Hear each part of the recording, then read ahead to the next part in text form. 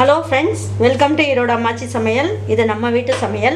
இன்னைக்கு நம்ம பார்க்க போறது மதுரை சால்னா எப்படி பண்ணலாம் அப்படினு பாப்போங்க. நம்மளோட சேனலை சப்ஸ்கிரைப் பண்ணாதவங்க சப்ஸ்கிரைப் பண்ணிக்கங்க. சமையல் குறிப்புகள்லாம் உடனே உங்களுக்கு வேணும்னு நினைச்சீங்கன்னா பக்கத்துல இருக்க பெல் பட்டனை அழுத்தி வச்சுக்கோங்க. ஒரு பட்டை போட்டுக்கங்க. ஒரே ஒரு அன்னாச்சி மொக்கு, ஒரு அரை ஸ்பூன் அளவுக்கு மிளகு, அரை ஸ்பூன் அளவுக்கு ஜீரகம் போட்டுக்கங்க. ஒரு ஸ்பூன் அளவுக்கு சோம்பு போட்டுக்கங்க. 1.5 ஸ்பூன் அளவுக்கு மல்லி போட்டுக்கலாம். அப்புறம் பாருங்கள் கல்பாசி அப்படின்னு சொல்லுவோம் இல்லைங்களா, அது சும்மா ஒரு 2 பீஸ் போட்டுக்குங்க.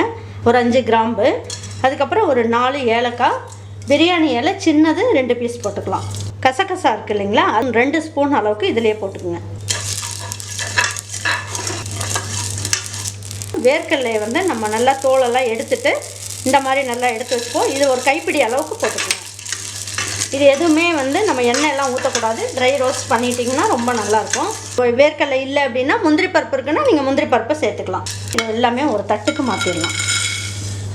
இது எல்லாமே நம்ம வந்து ட்ரை ரோஸ்ட் பண்ணியாச்சு. ஆறட்டும். ஆறுனதுக்கப்புறம் மிக்சியில் வச்சு நல்லா பல்ஸில் போட்டுட்டு அதுக்கப்புறம் தண்ணி ஊற்றி அரைச்சிக்கலாம். இப்போ நம்ம என்ன பண்ணுவோம், இதுக்கு கொஞ்சமாக எண்ணெய் ஊற்றிக்கலாம்.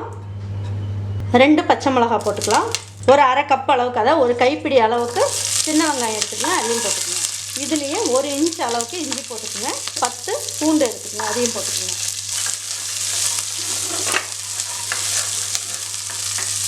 இதில் கொஞ்சமாக கருவேப்பிலை இலையும் போட்டுக்கலாம், கொஞ்சமாக மல்லி இலையும் போட்டுக்கலாம். இதில் கொஞ்சமாக புதினா இருக்கு இல்லைங்களா, அதுவும் கொஞ்சம் போட்டுக்கலாம். இப்போ நான் இதில் ஒரு 3 தக்காளி எடுத்து வச்சுருக்கேன், அதையும் இதில் போட்டுக்கலாம்.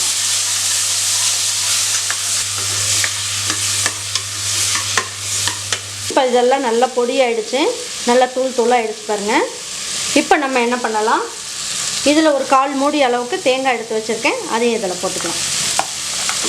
இப்போ எல்லாமே இதில் போட்டாச்சு. இப்போ இதையும் பல்ஸில் போட்டுட்டு அதுக்கப்புறமா தண்ணி ஊற்றி நல்லா நைஸாக அரைச்சிக்கலாம். இது எல்லாமே நல்லா வதக்கியாச்சு.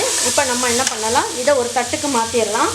இப்போ இதுவும் ஆறுனதுக்கப்புறம் இந்த தேங்காய் எல்லாமே அரைச்சி வச்சுட்டு இதையும் எடுத்து நம்ம தனியாக வச்சு நல்லா அரைச்சி எடுத்துக்கலாம். இந்த அளவுக்கு நீங்கள் நல்லா நைஸாக அரைச்சிருங்க. நல்லா நைஸாக அரைச்சிட்டிங்கன்னா உங்களுக்கு வந்து டேஸ்ட் ரொம்ப நல்லாயிருக்கும். இதெல்லாம் நல்லா ஆறிடுச்சு. இப்போ நம்ம இதையும் தனியாக அரைச்சி எடுத்து வச்சுக்கலாம். பாருங்கள், இந்த அளவுக்கு நீங்கள் நைஸாக அரைச்சி வச்சிங்கன்னா போதும். இப்போ நம்ம இப்போ இந்த சால்னா எப்படி வைக்கலான்னு பார்ப்போம் வாங்க. இப்போ இதுக்கு தேவையான அளவுக்கு எண்ணெய் ஊற்றிக்கலாம். இப்போ இதுக்கு தேவையான அளவுக்கு கடுகு மட்டும் போட்டுக்கலாம், வேறு எதுவும் வேண்டாம். நல்லா பொரிஞ்சிருச்சு. ஒரு இனுக்கு கருவேப்பிலையை போட்டுக்கலாம், கொஞ்சமாக கொத்தமல்லி இலையும் போட்டுக்கலாம். ஒரு கைப்பிடி அளவுக்கு பெரிய வெங்காயத்தை இந்த மாதிரி கட் பண்ணி வச்சுக்கோங்க, இதையும் போட்டுக்கோங்க.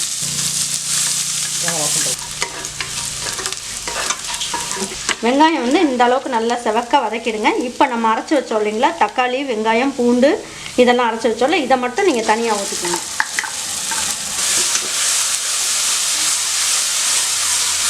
பாருங்கள், இதில் 1.5 ஸ்பூன் அளவுக்கு மல்லித்தூள் போட்டுக்குங்க. 1.25 ஸ்பூன் அளவுக்கு ரெட் சில்லி பவுடர் போட்டுக்குங்க. தேவையான அளவுக்கு மல்லி இலை போட்டுக்கலாம். இப்போ பாருங்கள், இது நம்ம வீட்டில் அரைச்சி வச்ச குழம்பு மிளகாய்த்தூள், இது 1 ஸ்பூன் அளவுக்கு போட்டுக்குங்க. உங்களுக்கு காரம் எந்த அளவு வேணுமோ பார்த்துட்டு போட்டுக்குங்க. இப்போ இது பச்சை வாசம்லாம் போகிற அளவுக்கு நல்லா வதக்கியாச்சு. இப்போ நம்ம அரைச்சி வச்சுருக்க நம்ம அந்த வேர்க்கடலை இதெல்லாம் அரைச்சோம் இல்லைங்களா, இது எல்லாமே இதில் போட்டு நல்லா வதக்கிடலாம். இதெல்லாமே நல்லா வதக்கியாச்சு. இப்போ இதுக்கு தேவையான அளவுக்கு தண்ணியெல்லாம் ஊற்றிக்கலாம். நம்ம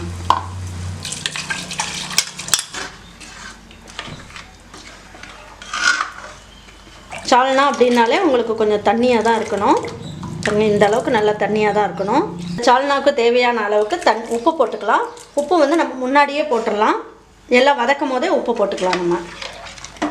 நம்ம இந்த அளவுக்கு தண்ணி போதும். இப்போ நம்ம என்ன பண்ணலாம், கொஞ்சமாக மல்லி இலையை தூவி விட்டு நம்ம குக்கரில் வச்சு ஒரு 2 விசில் வச்சிட்டோம்னா நமக்கு வந்து நல்ல எண்ணெயெல்லாம் கசிஞ்சு சூப்பராக வந்துடும். நமக்கு சால்னாவும் ரொம்ப அருமையாக வந்துடும். இது ஒரு 2 விசில் வரட்டும். வந்ததுக்கப்புறம் நம்ம வந்து எப்படி இருக்குன்னு பார்ப்போம். இந்த மாதிரி எம்டி சால்னா நம்ம வீட்லேயும் செஞ்சு பார்க்கலாம். செஞ்சு பார்த்தோம்னா ரொம்ப அருமையாக இருக்கும். இந்த சால்னா வச்சுட்டு நம்ம வந்து இட்லி, தோசை, பரோட்டா, சப்பாத்தி இது எல்லாத்துக்குமே வச்சு சாப்பிட்லாம். ரொம்ப நல்ல டேஸ்ட்டில் சூப்பராக இருக்கும். இது நம்ம குக்கர்லேயே நம்ம வச்சதுனால ரொம்ப நல்ல ஈஸியாகவும் செஞ்சிட்டோம். இது நல்ல எண்ணெயெல்லாம் கசிஞ்சு நல்லா ஹோட்டலில் கிடைக்கிற மாதிரி, அதாவது ரோட்டு கடையில் கிடைக்கிற மாதிரியே நமக்கு வந்து சால்னா ரொம்ப அருமையாக வந்திருக்கு. பாருங்கள், நல்லா இந்த மாதிரி ஒரு தோசை ஒன்று சுட்டு வச்சுக்கலாம். இந்த மாதிரி நல்லா ஒரு தோசையை சுட்டு வச்சுட்டு நல்லா ஊற்றி இந்த மாதிரி ஊற வச்சு நீங்கள் சாப்பிட்டீங்கன்னா அப்படியே சூப்பராக இருக்கும் பாருங்கள், ரொம்ப நல்லாயிருக்கும். இது கூடயே நல்ல ஒரு சப்பாத்தி கூட நீங்கள் செஞ்சு வச்சு சாப்பிட்லாம். சப்பாத்தி இந்த மாதிரி நல்லா சாஃப்டாக நல்லா சுட்டு வச்சுட்டு நம்ம சாப்பிட்லாம். உங்கள் வீட்டில் இதை செஞ்சு பார்த்துட்டு பிடிச்சிருந்ததுன்னா லைக் பண்ணுங்கள், ஷேர் பண்ணுங்கள், சப்ஸ்கிரைப் பண்ணுங்கள், மறந்துடாமல் கமெண்ட்ஸ் பண்ணுங்கள். தேங்க்யூ ஃபார் வாட்சிங் ஈரோடு அம்மாச்சி சமையல். தேங்க்யூ.